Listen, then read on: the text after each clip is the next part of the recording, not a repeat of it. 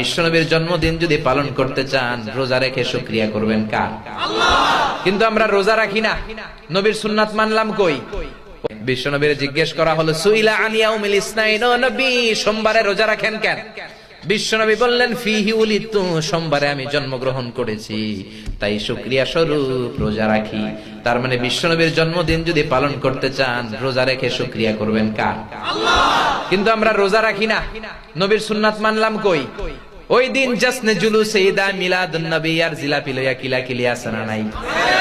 খেলাঠেলি আছে না নাই? তো ওই দিন যদি সেলিব্রেট করতে চান নবীর আশিক হিসেবে আমাদের রোজা রাখতে হবে। কিন্তু রোজা না রাখা বিরিয়ানির প্যাকেট লে গুতাগুতি আছে না নাই?